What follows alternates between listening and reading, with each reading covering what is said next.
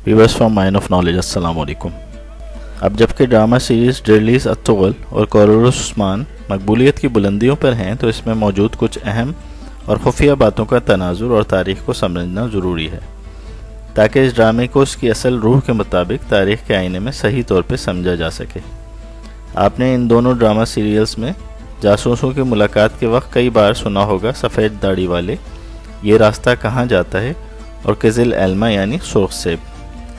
तैयब अदगान भी सुर्ख सेब या किज़िल एल्मा का लफ्ज़ बार बार इस्तेमाल करते हैं, और तुर्क भी सुर्ख सेब को अपनी मंजिल करार देते हैं। तो आइए आपको बताते हैं कि सुर्ख सेब क्या है, रास्ता कहाँ जाता है और सफ़ेद दाढ़ी वाले कौन थे।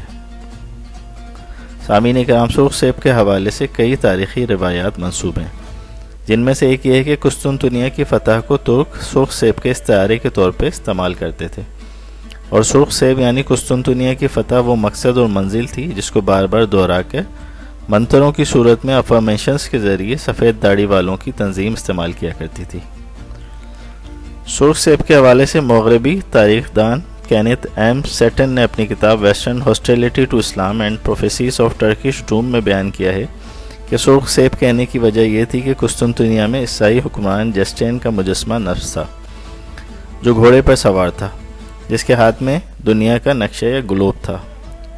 इसका मकसद ये था कि ईसाइयों की तमाम दुनिया पे हुक्मरानी की अलामत के तौर पे ज़ाहिर करना। तुर्क इस ग्लोब को सुर्ख सेब कहते थे, और इसको हासिल करने यानी बल्फाज दीगर ईसाई हुक्मरानी की जगह दुनिया भर में तुर्क हुक्मरानी के लिए सुर्ख सेब हासिल करना चाहते थे और कुस्तुनतुनिया को फतह करना चाहते थे। एक और अलामत सुर्ख सेब की उस वक्त की सुपर पावर रोमन एम्पायर थी, जिसका दारुल हुकूमत रोम को हासिल करना भी तुर्कों का एक मकसद समझा जाता था। ईसाई बजंतीनी एम्पायर में उस मजस्मे को एक ख़ास मकाम हासिल था, मगर अचानक एक दिन इस मजस्मे के हाथ से दुनिया का नक्शा या ग्लोब गिर गया। ये बुरा शगुन समझा गया और ईसाइयों के जवाल की निशानी भी।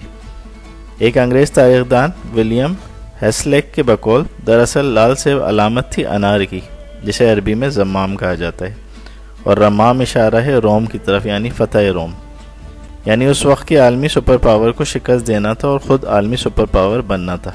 ये तुर्कों का नज़्बुल-ऐन था, और ये वही जद्दोजहद और अजीम मकसद का रास्ता था जो तुर्कों को आलमी सुपर पावर बनाने के लिए सफ़ेद दाढ़ी वाले बुज़ुर्गों ने अपनाया था। सफ़ेद दाढ़ी वाले बुज़ुर्गों का जहाँ तक ताल्लुक़ है, उनके बारे में सुलेमान शाह, अत्तुगल गाजी और आर्तुक बे के अलावा किसी को इल्म नहीं था। हत्ता कि अत्तुगल के करीबी साथी तुर्गुत को भी उसके बारे में कुछ मालूम नहीं था।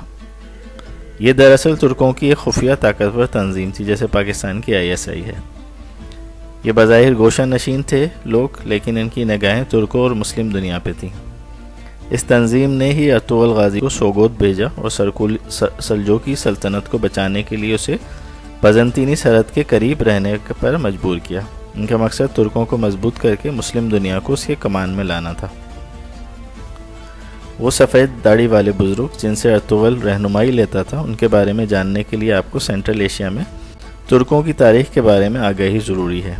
ये वो तंजीम है जिसके बारे में आरिफ बे अक्सर कहते थे कि सल्तनतों को बनाने और बिखेरने वाले। इस तंजीम को तारीख़ में सफ़ेद दाढ़ी वाले बुज़ुर्ग या बोरो बोदोन के नाम से जाना जाता है। हमेशा से तुर्कों को मुत्तहिद रखने और तबाही से बचाने में इस तंजीम का नुमाइंदार रहा है।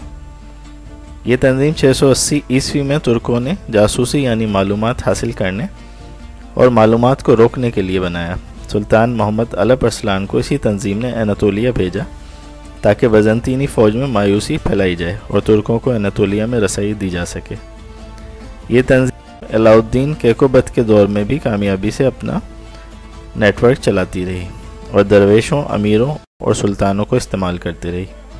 अत्तुगल इस तंजीम का मेंबर था, और इसका बेटा उस्मान, जिसने अजीम सल्तनत उस्मानिया की बुनियाद रखी, इसी तंजीम की मदद से बजंतीनी ताकतों से नबरदाज़ रहा। उस्मान गाजी ने 1288 AD में सल्जोक सल्तनत की हुकूमत संभाली, जबकि अत्तुगल ने 4800 किलोमीटर पर हुकूमत उसको सौंपी थी। ये जगह सुल्तान अलाउद्दीन ने अत्तुगल को बजंतीनी हुक्मरानों के ख़िलाफ़ मदद करने पर अता की थी, जिसमें पहाड़ी इलाका अंगोरा, जिससे बाद में अनकरा कहा जाता है, वो भी शामिल है। ये इलाका देने की हिकमत सुल्तान अलाउद्दीन की ये थी कि अत्तुगल بزنطینیوں کے خلاف ایک ڈھال یا بفر کے طور پہ سلجوق سلطان کے لیے کام کرتا رہا۔ آج یہی انقرہ ترکی کا دارالخلافہ کہلاتا ہے۔